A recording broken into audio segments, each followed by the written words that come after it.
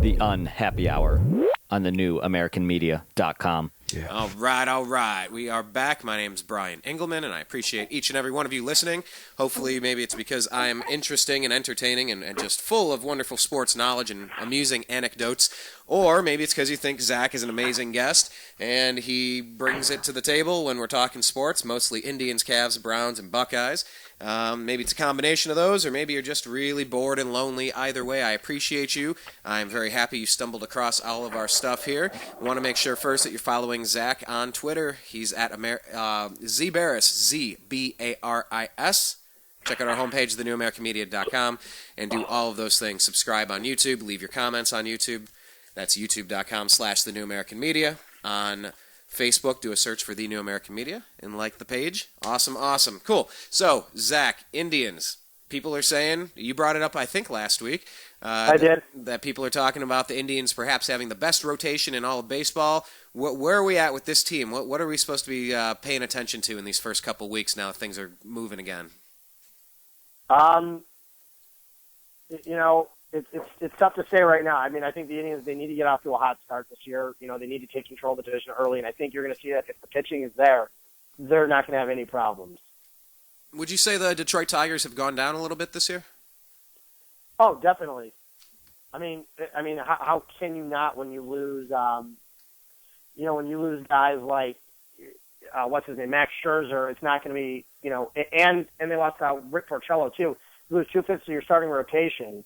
It's not going to be that easy to come back there. Yeah, they added Cespedes to their offense, but it's still a loss. Do you think that they're going to be the main competition for the Tribe in the division? I do. I think the White Sox will also be much better this season, too. I think Kansas City losing James Shields and Billy Butler are going to hurt, but, I like I said, I still expect Kansas City to be decent. Decent. Probably not making it back to the dance, though? Yeah. Huh. Who do you see coming out of the American League? Who do you think's the strongest team over here? I think it's too much of a crapshoot at this point. I really don't. I'd love to see the Indians come out. Like who are I some think of Boston's improved. I think Baltimore's very good. Oakland, Angels. I think that the Angels will be good. I think Oakland, I don't think is going to be very good. I think Seattle's improved, but I don't know where you'll see them. I don't think Texas is that great. I don't think Houston's any good now. But, it's tough. I don't know where you're going to see this. I don't know where you're going to see it go this year. I think Baltimore is going to be very good, though. There'll be a fair amount of decent teams this year. Corey Kluber obviously winning the American League Cy Young. In hindsight, would you say that he deserved to nudge it out, or do you think it should have been a blowout? I think Kluber deserved to win Cy Young. Can we expect more of the same? I mean, it was kind of like one of those storybook seasons. He got on such an incredible tear. I mean, realistically, what should we expect out of the kid this year? With Kluber, I don't know. I mean, I hope we can get a repeat year out of him, and I hope we can get Carrasco from the second half. I hope Bauer continues to improve. I mean, you get that with these kids, and you've suddenly got a really, really good team. And what about our coach? You can rely on the pitching staff. Yeah, and I mean, if you have one of the best rotations in the league, you don't have to put up 8 runs a game. You just got to kind of consistently, advance your runners and bunt people over and get your runs when you can. And yeah, I mean, there are different ways to defeat an opponent. And that comes down to the manager. We really do have somebody that's been there. He's seen it. He's been there. He's done it. Do you think he's kind of the perfect fit for a young Indians team right now? I do. I mean, I really do. I think though that the Indians this year. I mean, here's another thing to watch for the Indians that we talked about last week. If Jason Kipnis is healthy this year and plays like he did 2 years ago, and you get Brandon Moss playing like he did before he got injured last year, the Indians are going to be very, very, very good. Kipnis was really off last year. That was the thing. And don't forget, so was Bourne, so was Swisher, and they still won 85 games. That's what I'm trying to get at. They had a miserable season, and they won 85 games. What are we going to get in Michael Bourne? I don't know what you're going to get out of Michael Bourne, truthfully. Hopefully he can play good defense. I mean, I expect Brantley to have a huge year. Bourne, I don't know. And Jose Ramirez, if he plays like he did in the second half last year, and you get Francisco Linder coming up, this team could be really, really good. And people were talking about Michael Brantley as being on the outside of that MVP talk last year, like that good of a season. Yeah. What about Josh Hamilton? Let me talk, just out of curiosity, do we even know exactly what happened there and what the punishment is yet? He was doing cocaine. I don't know what else he was doing though. I would assume there was some other stuff involved. Just as Josh Hamilton. Yeah. But I heard he could be suspended for up to a year. Yeah. You know what? I'm at the point where I don't really have any sympathy for Josh Hamilton anymore. I used to feel bad for the guy. You know, I was really proud that he was able to turn his life around. And now you're just sitting there like it's laps after laps with the guy, and it's just, you know what? It is what it is with him. So, you know, he's given every opportunity. The guy makes, $25 million a year. Like I said, it's the point where how bad can I really feel for the guy? Right. You know, the guy's got some problems. He's got enough money where he can seek help.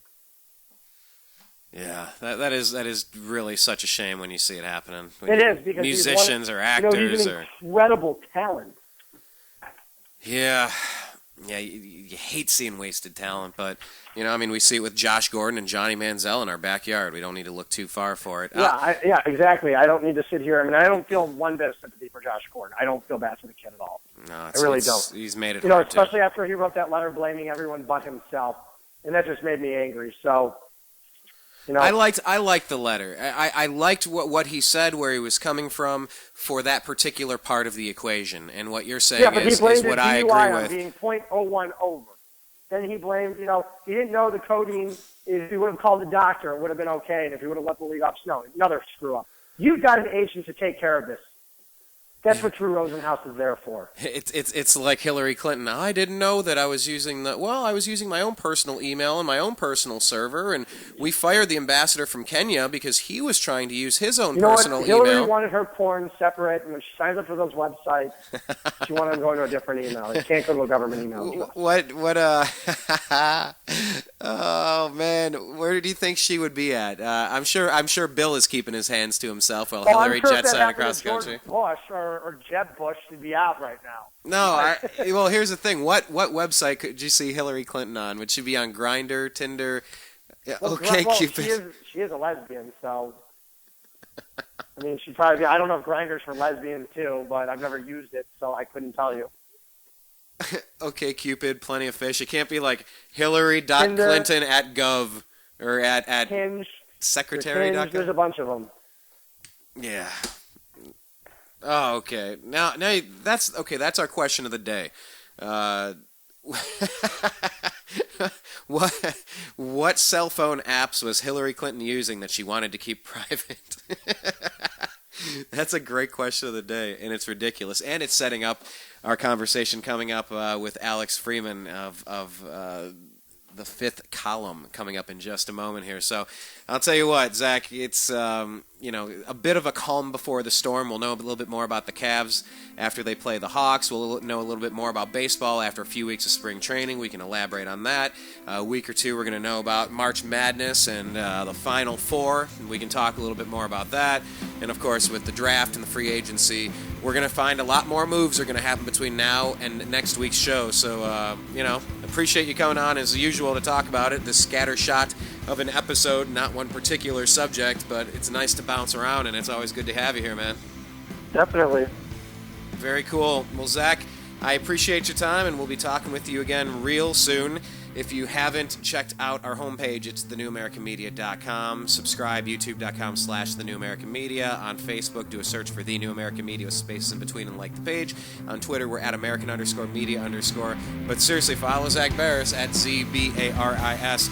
We're going to play a song, and we'll be back on the other side with Alex Freeman of the Fifth Column. We're going to be talking about a whole bunch of interesting political stories, the Solutions Institute, where I met the gentleman, and a whole lot more on the other side. Thanks for listening, everybody.